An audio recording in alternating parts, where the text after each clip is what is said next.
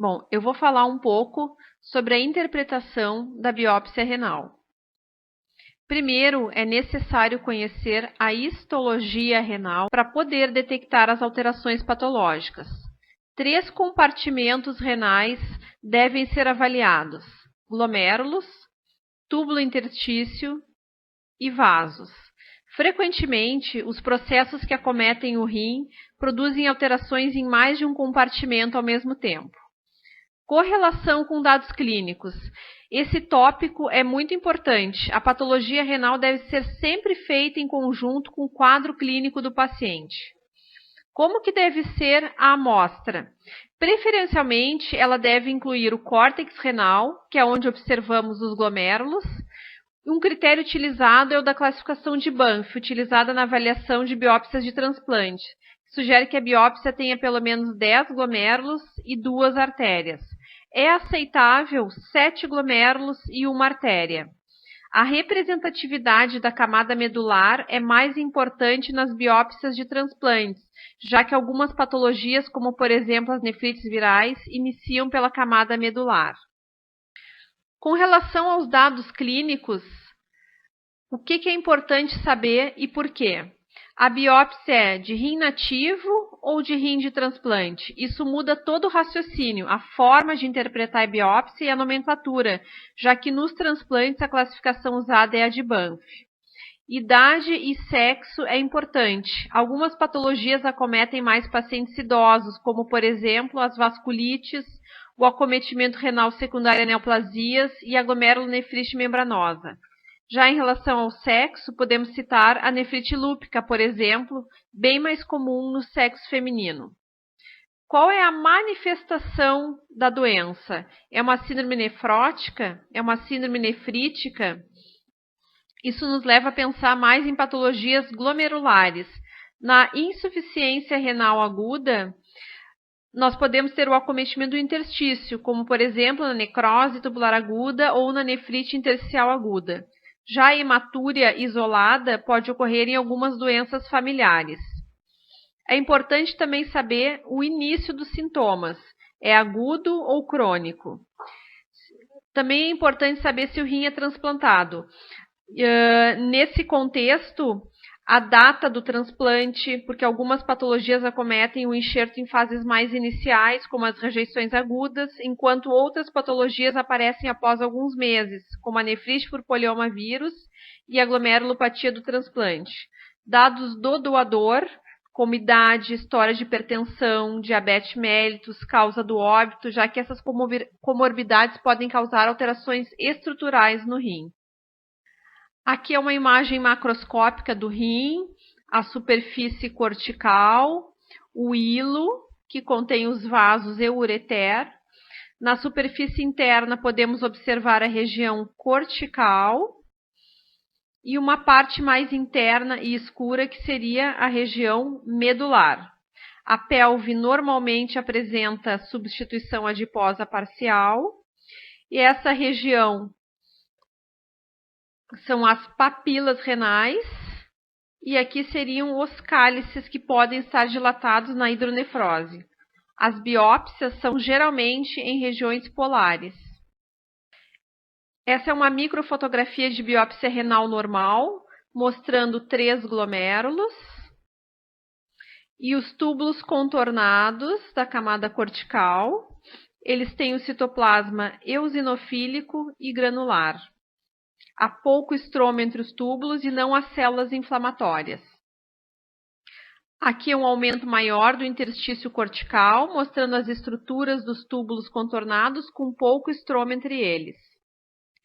Essa imagem é da camada medular renal. É importante conhecer a histologia da medular. Aqui observa-se bastante tecido conjuntivo entre túbulos e ductos. Isso é normal dessa região e não representa dano crônico. Observamos também nessa região com mais facilidade os capilares peritubulares. E aqui está representado um vaso, é uma artéria arqueada que fica na transição córtico-medular. Aqui então vamos falar um pouco do glomérulo. Ele está delimitado por uma cápsula fibrosa que é chamada cápsula de Baumann.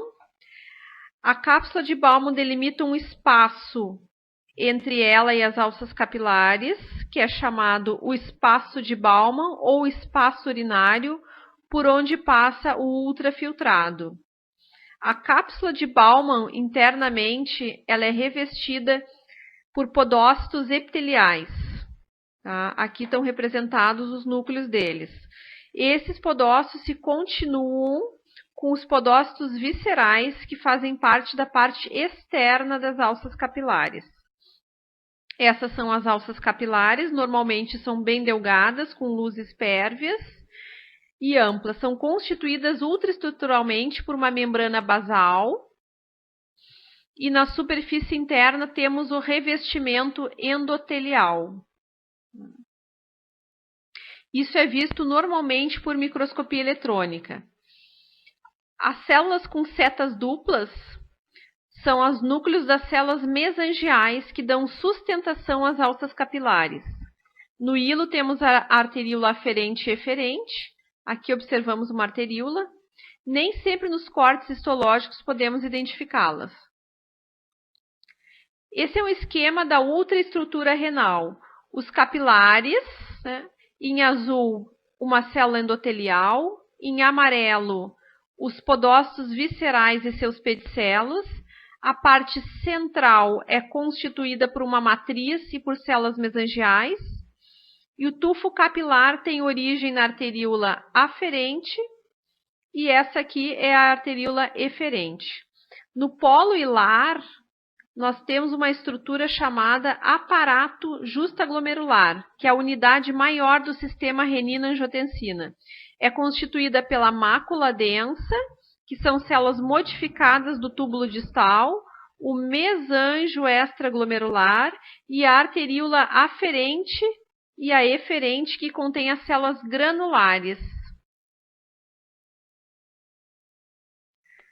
Com relação à técnica, as colorações utilizadas de rotina são a hematoxilina e eosina, que é a coloração usual, e as outras técnicas seriam o PAS, ou ácido periódico de Schiff, que realça membranas basais, áreas hialinas, mesanjo e é negativo em certas substâncias, como, por exemplo, a proteína amiloide.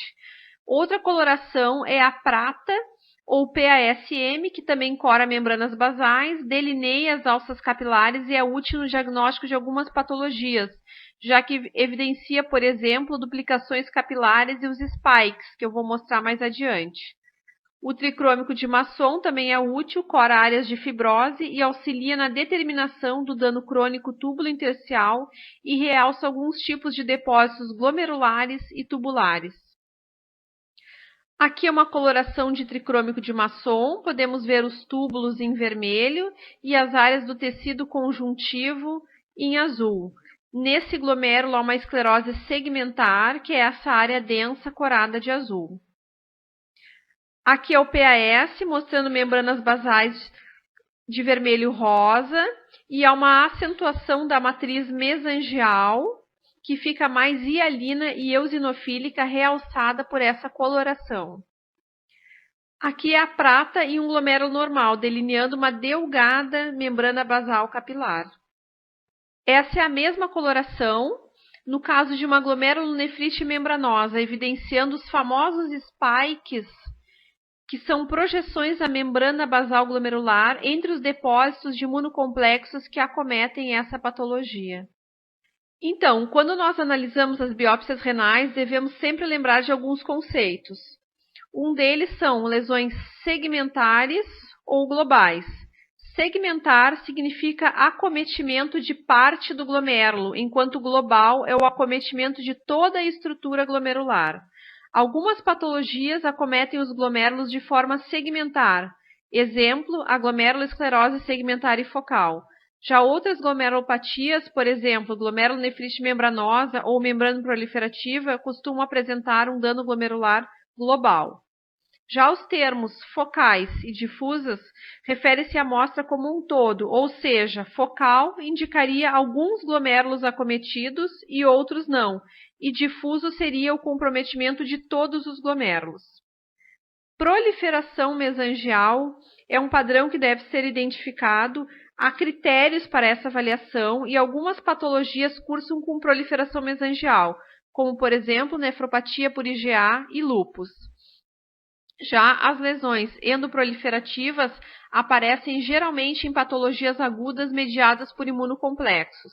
Exibem proliferação de todos os tipos celulares, como mesanjo, endotélio e células podocitárias, geralmente com exudação de células inflamatórias e obliteração de lúmens capilares. É comum nas glomerulonefrites pós-infecciosas. E os crescentes, em geral, indicam lesões mais graves, onde ocorre uma resposta inflamatória que lesa as células epiteliais, ocorrendo uma proliferação celular na forma de uma meia-lua, daí o nome crescente. É a manifestação histopatológica das glomerulonefrites chamadas de rapidamente progressivas. Elas podem estar associadas a patologias mediadas por imunocomplexos ou doenças paucimunes, como as vasculites e também na glomerulonefrite antimembrana basal glomerular. Aqui temos dois exemplos. Essa é uma lesão endoproliferativa, não observamos luzes capilares, mas no local uma grande proliferação celular englobando neutrófilos. E à direita, observamos um crescente celular, essa lesão em meia-lua. Temos que ter sempre em mente que o rim pode ser acometido por patologias primárias ou secundárias. Exemplos de patologias primárias: a glomerulosclerose segmentar e focal, a nefropatia por IgA, a glomerulonefrite membranosa e a glomerulonefrite membranoproliferativa. Entre as doenças secundárias que acometem o rim, podemos citar lúpus eritematoso sistêmico, diabetes mellitus, mieloma de células plasmáticas, hipertensão arterial e as vasculites. Com relação à imunofluorescência, são anticorpos conjugados à fluoresceína que mostram depósitos de imunocomplexos. Quando observados sob filtros específicos, revelam uma coloração verde brilhante.